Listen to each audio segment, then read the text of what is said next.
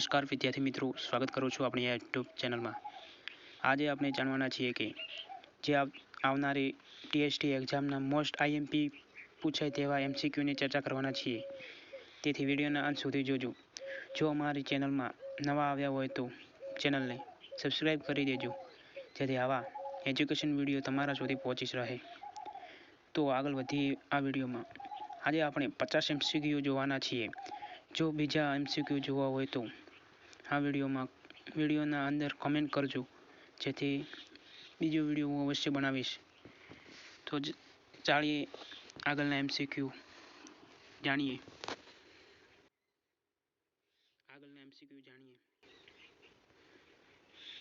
તો તમે જોઈ રહ્યા છો કે આવી રીતે એક્ઝામનું પેટર્ન છે। તો એમસીક્યુ 1, ડૉક્ટર અબ્દુલ કલામ પોતાના જીવનનું ખરું શિક્ષણ કોની પાસેથી શીખ્યું હતું? તો જવાબ આવશે એ, તેમના પિતા પાસેથી।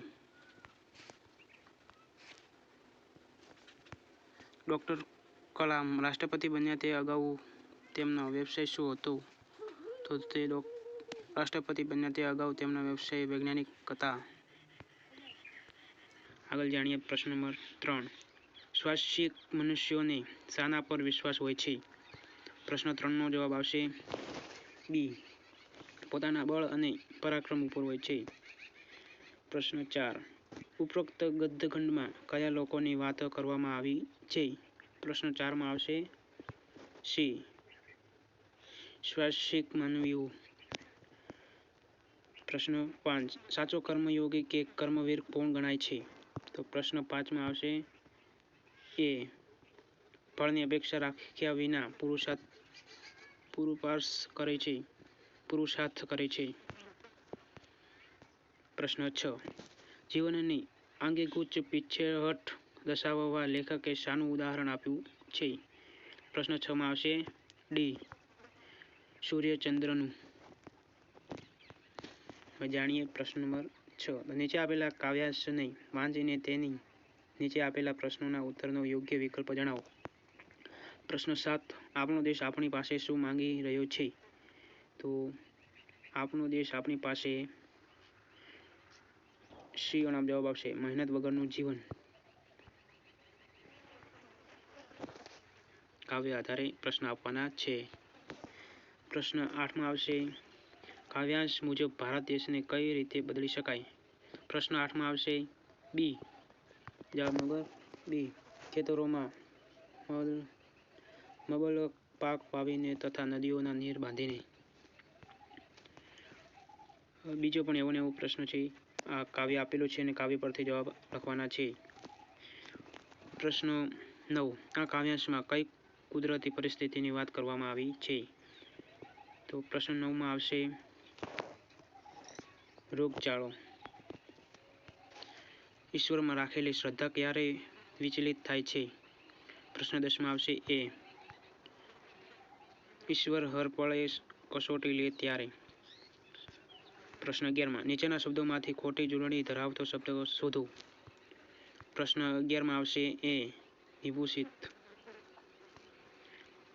પ્રશ્ન નંબર 12, નીચે આપેલા સમાનાર્થી શબ્દોની કઈ જોડ બંધ બેસતી નથી? પ્રશ્ન 12માં આવશે ડી। પ્રશ્ન 13, નીચે કેટલાક શબ્દોના વિરુદ્ધાર્થી શબ્દો આપ્યા છે, તેનો અભ્યાસ કરીને જણાવો કે નીચેના પૈકી કયો વિકલ્પ સાચો હશે? તો આમાં આવશે પ્રશ્ન 13માં જવાબ આવશે, પ્રશ્ન 13માં બી આવશે। પ્રશ્ન 14માં નીચે આપેલા શબ્દોના છૂટા પડેલા કયા સ્વર વ્યંજન ખોટા છે તેનો વિકલ્પ જણાવો। પ્રશ્ન 14માં બી આવશે। પ્રશ્ન 15, નીચે આપેલા તળપદા શબ્દોના શિષ્ટ રૂપનો કયો વિકલ્પ ખોટો છે તે જણાવો। પ્રશ્ન 15માં આવશે બી, વૃથા નકામું। જીભ ન ઉપડવી આ રૂઢિપ્રયોગનો સાચો અર્થ દર્શાવો। તો જીભ ન ઉપડવી એનો રૂઢિપ્રયોગ સાચો અર્થ એ થાય છે કે બોલવાની હિંમત ના હોવી। પ્રશ્ન 16નો બી આવશે। પ્રશ્ન નંબર 17, નીચે આપેલા શબ્દ સમૂહ માટે એક શબ્દનો કયો વિકલ્પ સાચો નથી? આમાં આવશે ડી, અંજલિ. મસ્ત પર થતી જળધારા અંજલિ. શબ્દ સૌ માટે ખોટો જવાબ છે. 18. નીચે આપેલા કયા વાક્યમાં વિશ્લેષણનો ઉપયોગ થયો છે? પ્રશ્ન 18 માં આવશે સી. 20. નીચે વાક્યમાં કયું સંયોજક વપરાયું છે? ભરવાડો કહે છે કે માર્કડી ડુંગરમાંથી આવે છે. તો 20 માં આવશે સી.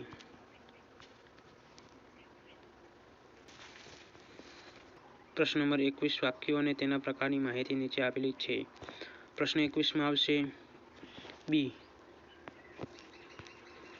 રોજનું કામકાજ એટલે? તો પ્રશ્ન નંબર 22 માં આવશે સી. નીચે આપેલા શબ્દોમાંથી હંમેશા એક વચનમાં વપરાતો શબ્દ શોધો. પ્રશ્ન 23 માં આવશે બી. તેલ. પ્રશ્ન નંબર 24. સાહિત્ય સર્જકોને નીચેના પૈકી કયો એવોર્ડ કે પુરસ્કાર નથી મળતો? પ્રશ્ન નંબર 24 માં આવશે ડી. પરમવીર ચક્ર એવોર્ડ. નીચે આપેલા શબ્દોનો શબ્દકોશના ક્રમ મુજબ કયો વિકલ્પ સાચો બનશે? તો પ્રશ્ન નંબર 25 માં આવશે બી. પ્રશ્ન નંબર 26. સત્ય, અહિંસા અને ક્ષમાના પાઠ કયા સાહિત્ય સર્જકની રચનામાં જોવા મળે છે? પ્રશ્ન નંબર 26 માં આવશે એ. નરસિંહ મહેતા. નીચે આપેલા વિકલ્પોમાં કયા કાવ્ય સ્વરૂપની વિશેષતા બરાબર નથી? પ્રશ્ન નંબર 27 માં આવશે એ. દુહા 2 પંક્તિમાં રજૂ થઈ હોય જે સાંભળીને હા કહેવું પડે. પ્રશ્ન નંબર 28. સમાજના રૂઢિચુસ્ત, ઢોંગી અને બાહ્ય દેખાવવાળા લોકો પર કયા કવિએ કટાક્ષમાં છપ્પાની રચના કરી છે? પ્રશ્ન નંબર 28 માં આવશે સી. અખો.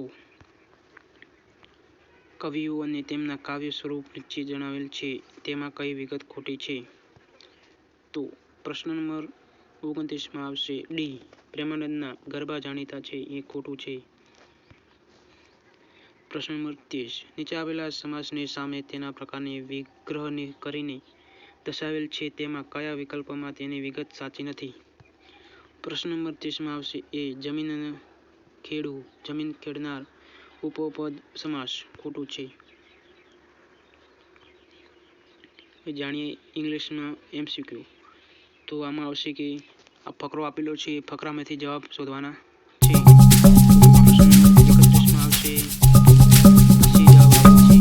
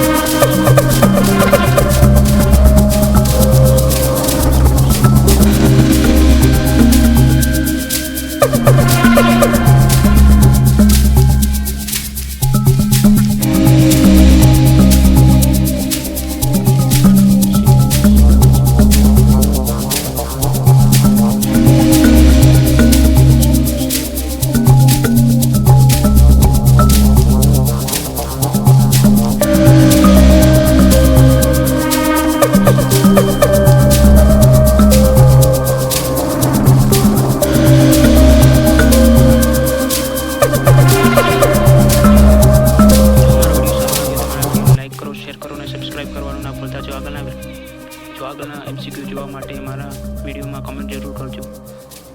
મળીએ બીજા વિડીયોમાં.